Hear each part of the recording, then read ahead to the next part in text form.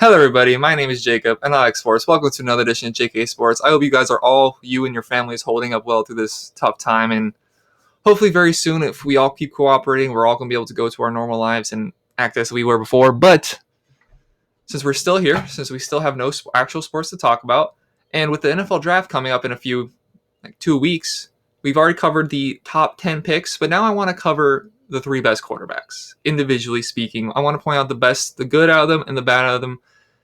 And I'll be honest, I'm gonna be a little selfish. This is all gonna be from a Miami Dolphins fan perspective. This is all gonna be what I think we should do, what I think we could get out of these guys. Now, the very first guy is Joe Burrow. Very good, very first guy on everybody's big board. It's hard to, it's really hard to critique this guy because everything he did last season was nothing short of amazing. Heisman Trophy, won the national championship, 5,600 yards, 60 some odd touchdowns, only 6 interceptions. There's really, if you go solely based on the work he did last year, there is very little you could come up with to question this guy. His most impressive game to me was the Oklahoma semifinal game where he didn't even play. He played one snap in the fourth quarter in a national semifinal game. Up to that point, going 493 passing yards, 7 touchdowns, 0 interceptions. I remember watching that game with my family and my girlfriend, and we're all just sitting there. Just, what can he not do? I mean, slinging it downfield. I believe Justin Jefferson had 3 touchdowns in the first half.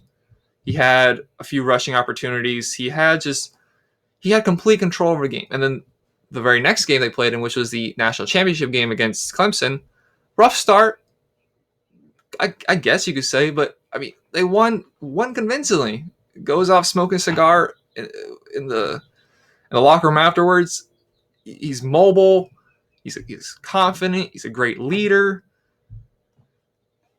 I can't think of much to critique this guy, but there is some. There is little, but there is some. Now, this great season aside, before that, it was very lackluster. Last season before this season, only had 2,900 yards, 16 touchdowns, 5 interceptions. So the one thing he's proving he's good at is not giving the ball away. He's not throwing a lot of interceptions, but those situations could be chalked up maybe to not his first full season in that LSU system where he didn't have the full grips of the offense. He didn't have the full grips of. They brought in what's that guy that just went to the Panthers? Joe Brady. Brought in Joe Brady, just completely changed it. Taylor Ellis didn't completely change it, but they made the pro style system fit him well. And if he can run that in college, I'm sure he can come up and do that in the pros. But there's still the question. He only did it once. He only did it 1 year. While this year was so incredible, he only did it 1 year.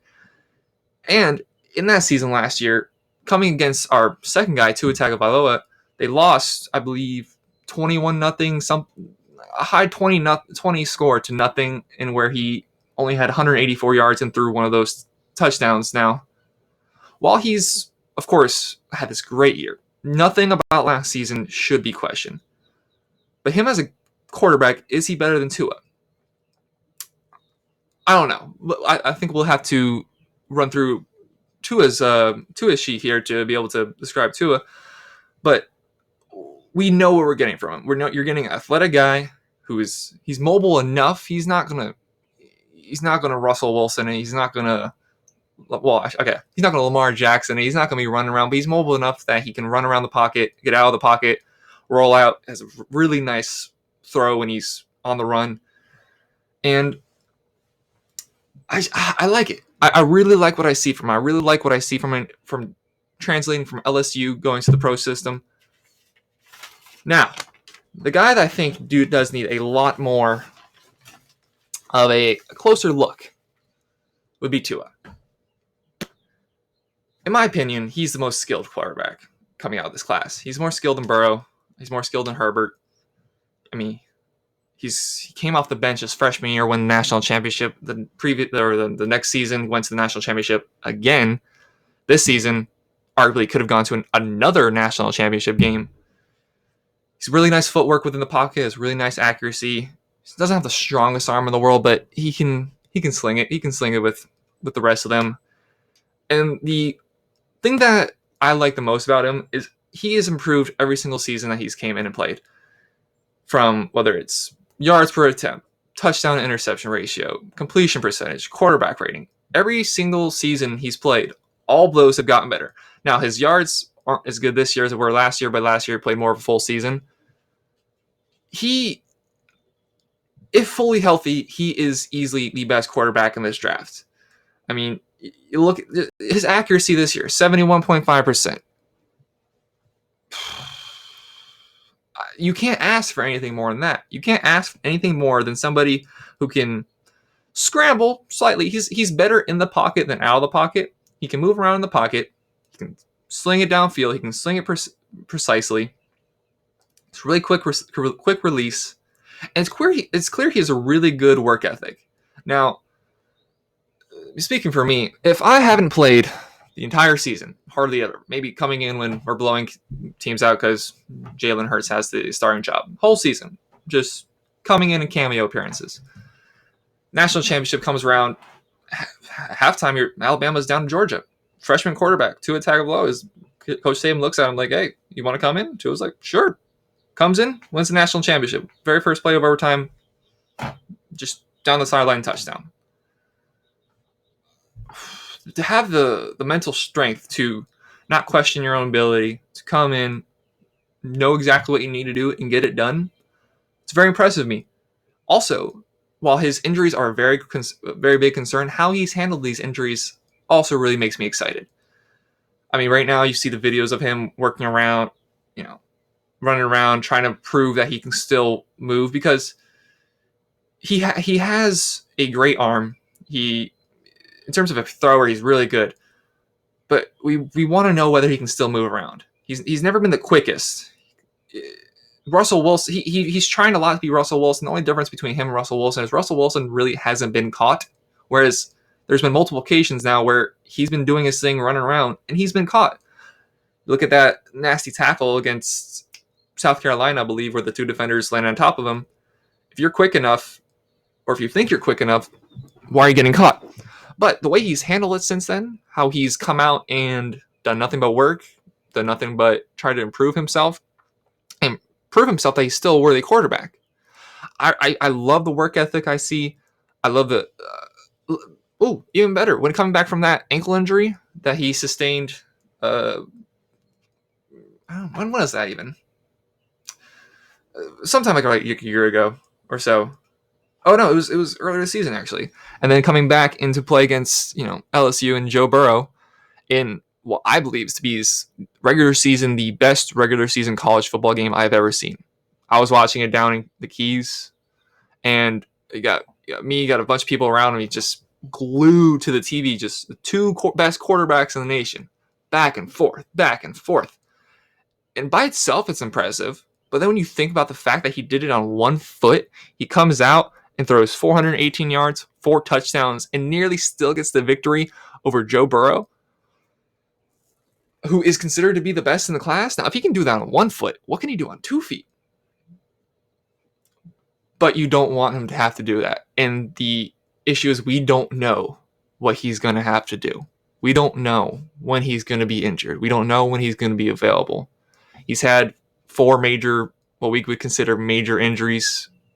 Broke his wrist the first week of spring practices in his freshman season. Sprained his ankle twice, which required 2 surgeries. Now, you could argue it didn't require surgery. It was just to advance the healing process, but nonetheless, surgery is still done on it. And then, of course, the awful injury of the hip. Now, if 4 injuries is bad enough by itself, but then you look at the location of them. Wrist, upper leg, ankle. I love how I went towards my ankle as if you guys could see my ankle.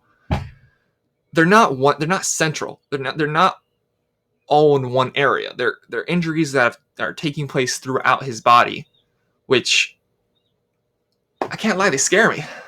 They scare me because as a Dolphins fan, I believe we've done very well in free agency. I think we've done really good to build the defense. We've made the addition of, I believe, 2 offensive linemen, and then we could build even more through the draft and the remaining cap we have to either trade for offensive linemen or sign them next season in the upcoming free agency class next year or draft again next year. But you don't know.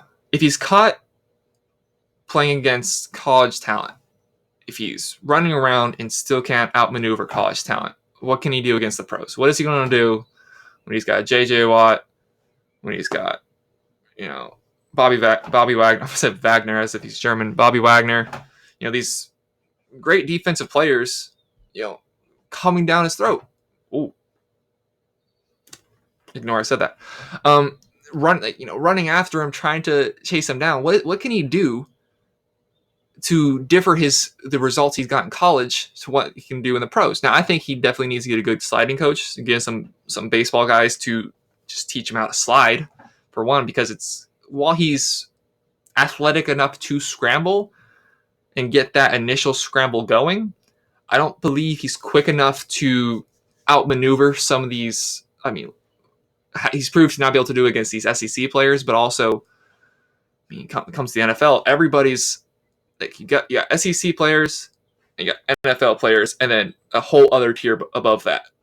Like, while SEC's top of the top, it still isn't NFL. It's still kids. You're still limited on the talent you're coming against. So all these injuries do scare me. But I think I'd be willing to take a shot on him. He did have and unfortunately, he did have, not necessarily statistically his worst game, but what stands out to everybody as his worst game would be the 44-16 loss to Clemson in the national championship game, where, the first quarter was close. It was 14-13 at the end of the first quarter, and then Clemson just walked all over them. Trevor Lawrence had a coming out party, and it was not good to see for that one game. But the game against LSU this year, the national championship game where he came off the bench, those games I think have sufficed enough proof that he's as talented of a quarterback as you're going to get. Now, this last guy, which most people aren't too high on, and to an extent understandably so, would be Justin Herbert. And no offense to Jordan Love, but I believe only these three quarterbacks are worth noting for the top five potentially going, because Jordan Love he's definitely a project. He's a if this, if that, then that's what he's going to require in order to succeed. So Justin Herbert only had one major injury of sorts. He's been consistent last 2 years, averaging around 3,300 yards, around 30 touchdowns, six interceptions, and he's a tall guy. He's 6'6", 235 pounds. He's got the NFL body.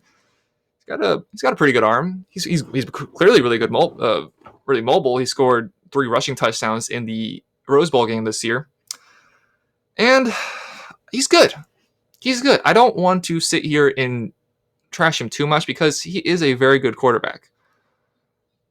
However, he's not great. A lot of what I've watched from him is, I don't think he's that great. Now, a lot of people have questioned Tua, saying, "Oh, you've had these great wide receivers, so it must be really easy just to throw to him, and so therefore that hurts his value."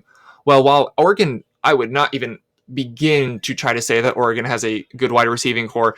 Oregon has a good offensive system and also plays in a weaker conference, to where the defenses are nowhere near as good. And just watching a lot of his film recently before I made this video, I saw just so many wide open touchdowns.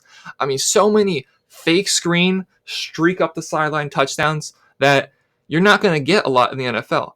And also, I said this in the top 10 draft video, I don't want to question a man too much, but I don't see a lot of fire. I don't see a lot of grit. I don't see a lot of I don't want to say determination, because he's clearly a pro quarterback. But if you look at games where you really got to question why they turned out, losing to Arizona State this year, where they were in a opportunity to lock in a berth to the college football final, well, the top 4, and comes out, and I think he threw like 100 yards in the first half and scored like 7 points. And I was really watching that game thinking to myself, is this guy even a first-round quarterback?